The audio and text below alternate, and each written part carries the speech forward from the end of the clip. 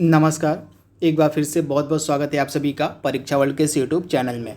दोस्तों, हम जो UP triple S C PET 2021 के लिए 40 महत्वपूर्ण प्रश्नों का प्रैक्टिस सेट आप तक पहुंचा रहे हैं, उसका आज का जो भाग 5 है उसको आज हम कंप्लीट करेंगे। तो चलिए आज के सेशन को शुरू करते हैं और देख लेते हैं कि आज का हमारा जो प्रैक्टिस सेट 5 है इसमें हमने कौन कौन से महत्वपूर्ण 40 प्रश्नों को जगह दी हुई है। तो चलिए आज के सेशन को शुरू करते हैं। तो पहला इंपॉर्टेंट प्रश्न आपकी स्क्रीन पर है और अखाड़ा जो है निम्न में से किसकी बायोग्राफी है। काफ़ी इंपॉर्टेंट प्रश्न है। तो पहले प्रश्न का सही जवाब आपका हो जाएगा महावीर फोगाट का, यानी कि ऑप्शन ए इसका बिल्कुल सही है, महावीर फोगाट। अगला प्रश्न है अंतर्राष्ट्रीय अहिंसा दिवस यानी कि जो international day of non violence है यह कब मनाया जाता है। काफ़ी इंपॉर्टेंट प्रश्न है।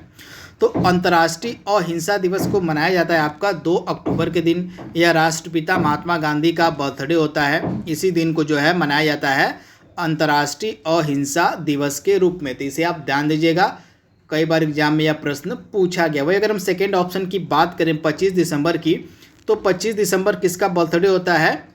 अटल बिहारी वाजपेयी का। आप ध्यान दीजिएगा, अटल बिहारी वाजपेयी का जो बर्थडे होता है वो 25 दिसंबर होता है। इसको हम मनाते हैं सुशासन दिवस के रूप में। आप यहाँ देखिएगा, अटल बिहारी वाजपेयी का जो बर्थडे होता है 25 दिसंबर, उसको हम भारत में गुड गवर्नेंस डे यानी कि सुशासन दिवस के रूप में मनाते हैं। तो इसे आप ध्यान दीजिएगा। वहीं अगर हम ऑप्शन सी की बात करें 31 अक्टूबर, तो यह बर्थडे होता है आपका किसका? आपका सरदार वल्लभ भाई पटेल का। तो सरदार वल्लभ भाई पटेल का जो बर्थडे होता है वह 31 दिसंबर को होता है तथा भारत में इसको हम राष्ट्रीय एकता दिवस के रूप में मनाते हैं। तो इतने सारे फैक्ट आपको याद रखने हैं। अगला इंपॉर्टेंट प्रश्न है पृथ्वी दिवस कब मनाया जाता है। सुपर इंपॉर्टेंट प्रश्न।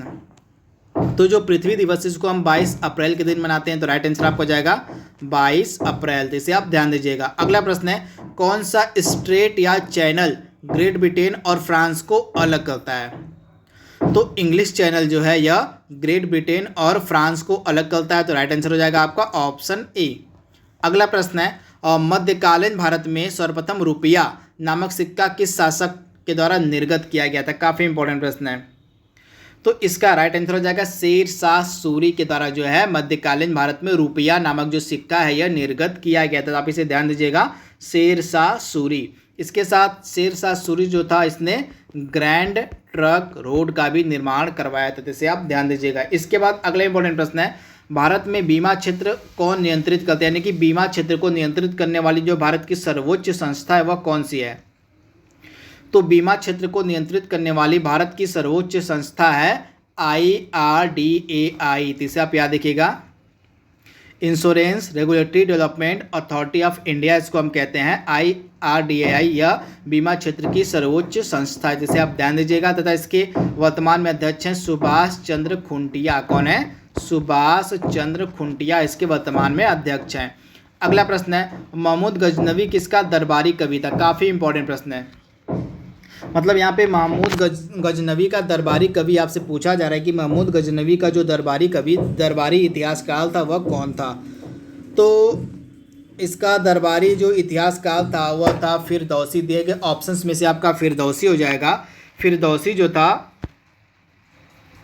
जो उत्बी हो जाएगा इसका। उत्बी जो था यह और दरबारी इतिहासकार था। तो इसे आप ध्यान दीजिएगा, काफ़ी इंपॉर्टेंट प्रश्न है। इसके बाद अगर हम महमूद गजनवी की बात करें तो महमूद गजनवी जो था इसने भारत पर जो है 1000 ईस्वी से लेके, आप ध्यान दीजिएगा, 1000 से लेके 1027 के बीच में लगभग इसने भारत पर जो है 17 बार आक्रमण किया था। तो इसे आप याद रखिएगा, जो महमूद गजनवी था इसने 1000 ईस्वी से लेके 1027 ईस्वी के मध्य जो है भारत पर लगभग 17 बार इसने आक्रमण किया था। तो इसे आप याद रखिएगा। तथा इसने जो है 1025 ईस्वी में गुजरात में जो सोमनाथ मंदिर है उस पर भी आक्रमण किया था। तो इसे आप याद रखिएगा। इसके साथ एक आप याद रखिएगा, एक लेखक था अल बरूनी। एक लेखक था अल बरूनी, यह महमूद गजनवी के साथ भारत आया हुआ था। जिसे आप याद रखिएगा। तथा अल बरूनी की एक फेमस बुक जिसका नाम है किताब उल हिंद। अल बरूनी की एक फेमस पुस्तक है जिसका नाम है किताब उल हिंद। तो इसे आप ध्यान दीजिएगा। इतने सारे प्रश्न हैं जो आपके एग्जाम में पूछे जाएंगे। इसके साथ आप याद रखिए जो फिरदौसी था यह भी इसके दरबार में रहता था। तथा फिरदौसी की एक इंपॉर्टेंट रचना है शाहनामा। इसे आप ध्यान दीजिएगा। इसके बाद अगला इंपॉर्टेंट प्रश्न है और माले किसकी राजधानी है। तो माले किसकी राजधानी है? तो माले राजधानी है मालदीव की। तो राइट आंसर आपका हो जाएगा मालदीव। अगला प्रश्न आपकी स्क्रीन पर है, निम्नलिखित में से कौन सी नदी यमुना की सहायक नदी है? तो चारों मतलब तीनों चंबल बेतवा के लिए उपयुक्त सभी जो नदियां हैं ये यमुना की सहायक नदियां हैं, इसे आप ध्यान दीजिएगा। तथा आगरा जो शहर है यह यमुना नदी के किनारे बसा हुआ है, तथा जो आपका जो ताजमहल है यह भी यमुना नदी के किनारे है, तो इसे आप ध्यान दीजिएगा। अगला प्रश्न है, महावीर स्वामी को किस नदी के तट पर ज्ञान की प्राप्ति हुई थी? तो महावीर स्वामी को जो है रीजू पालिका नदी, आप ध्यान दीजिएगा, महावीर स्वामी को जो है रीजू पालिका नामक नदी के तट पर जो है ज्ञान की प्राप्ति हुई थी। तो राइट आंसर आपको हो जाएगा रीजू पालिका, यानी कि ऑप्शन डी इसका बिल्कुल सही है, इसे आप ध्यान दीजिएगा। अगला प्रश्न है, राख का टीला एक नौ पसारकालीन स्थल है, आपको बताना कि यह किससे संबंधित है? तो राख का किला जो है यह संबंधित है संगन कल्लू नामक जगह से। आप याद रखिए एक नौपाषाणकालीन स्थल है, इसका नाम है संगन कल्लू। ये आपको मिलेगा कहाँ पे? तो ये आपको मिलेगा आपका कर्नाटका के मैसूर में। कहाँ पे? कर्नाटका के मैसूर में मिलेगा संगन कल्लू। यह एक नौपाषाणकालीन स्थल है जिसे आप ध्यान दीजिए, जहाँ पे राख का टीला मौजूद है। अगला प्रश्न है, प्रतिरोध यानी कि जो आपका रेजिस्टेंस है यह किसके द्वारा मापा जाता है? तो रेजिस्टेंस को मापा जाता है ओम मीटर की सहायता से। तो ऑप्शन ए इसका बिल्कुल सही है, ओम मीटर। अगला प्रश्न है, बल्ब का फिलामेंट किसका बना होता है? तो बल्ब का फिलामेंट बना होता है टंगस्टन का, यानी कि ऑप्शन ए इसका बिल्कुल सही, टंगस्टन। अगला प्रश्न है, शुष्क बर्फ किसकी बनी होती है? तो जो ड्राई आइस होता है यह बना होता है कार्बन डाइऑक्साइड का, यानी कि CO2 का। तो इसे आप ध्यान दीजिएगा, कार्बन डाइऑक्साइड से बनती है शुष्क बर्फ। अगला प्रश्न है, और डायनामो किसको परिवर्तित करता है? तो जो आपका डायनामो होता है यह यांत्रिक ऊर्जा को विद्युत ऊर्जा में परिवर्तित करता है, कन्वर्ट करता है। तो ऑप्शन इसका सी बिल्कुल सही, यांत्रिक ऊर्जा को विद्युत ऊर्जा में। अगला प्रश्न है, कितने डिग्री पर जो है सेंटीग्रेड एवं फ़ारेनहाइट का जो तापक्रम होता है, जो टेम्परेचर होता है वह समान होता है? तो -40 डिग्री, आप याद रखिएगा, -40 डिग्री पर जो है सेंटीग्रेड और फ़ारेनहाइट का जो टेम्परेचर होता है वह इक्वल यानी कि समान होता है, तो इसे आप ध्यान दीजिएगा। अगला प्रश्न है, मार्फिन का उपयोग निम्नलिखित में से किस रूप में किया जाता है? काफ़ी इंपॉर्टेंट प्रश्न है। तो मार्फिन का जो उपयोग है आप याद रखिएगा, यह दर्द निवारक के रूप में किया जाता है। तो ऑप्शन सी इसका बिल्कुल सही है, दर्द निवारक के रूप में जो है मार्फिन का जो है इस्तेमाल किया जाता है। अगला सुपर इंपॉर्टेंट प्रश्न है, हर्ट्ज जो है किसके मापने की यूनिट है, यानी कि हर्ट्ज के द्वारा क्या मापा जाता है?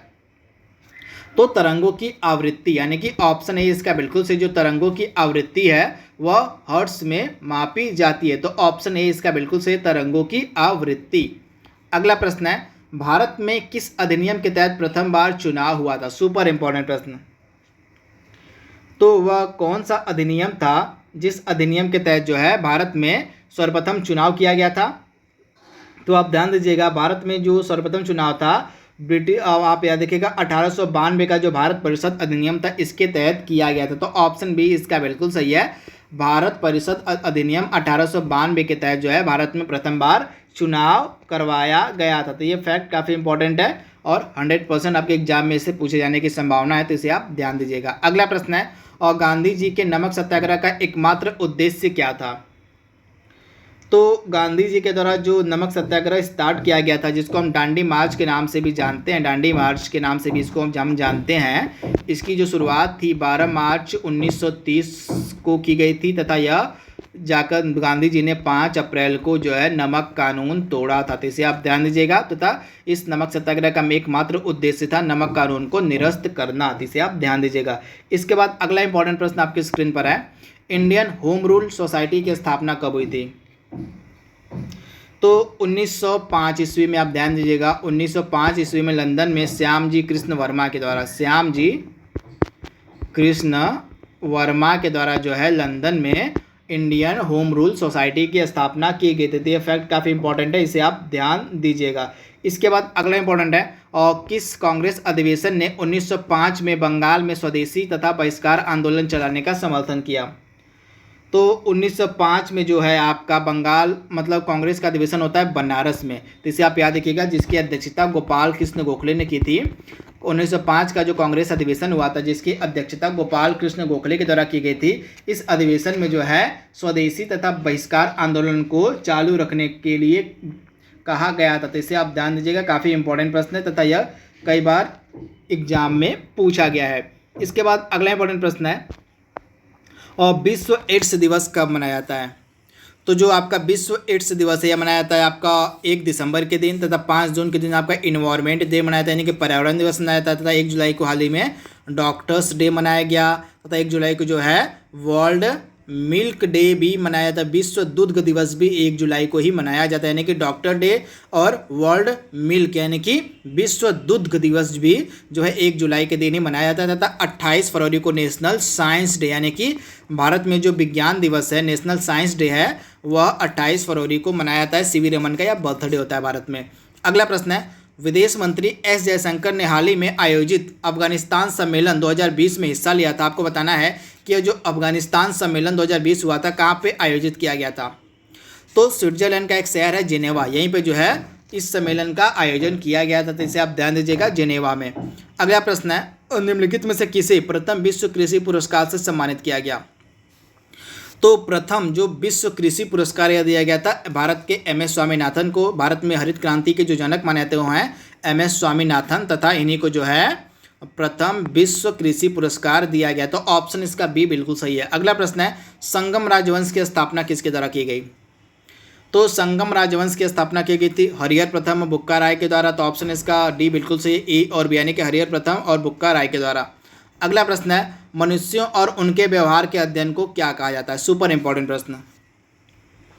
तो मनुष्यों और उनके व्यवहार के अध्ययन को कहा जाता है एंथ्रोपोलॉजी, यानी कि ऑप्शन बी इसका बिल्कुल सही है। मनुष्यों और उनके व्यवहार के अध्ययन को हम कहते हैं एंथ्रोपोलॉजी। अगला इंपॉर्टेंट प्रश्न है, और राष्ट्रीय खेल दिवस कब मनाया जाता है।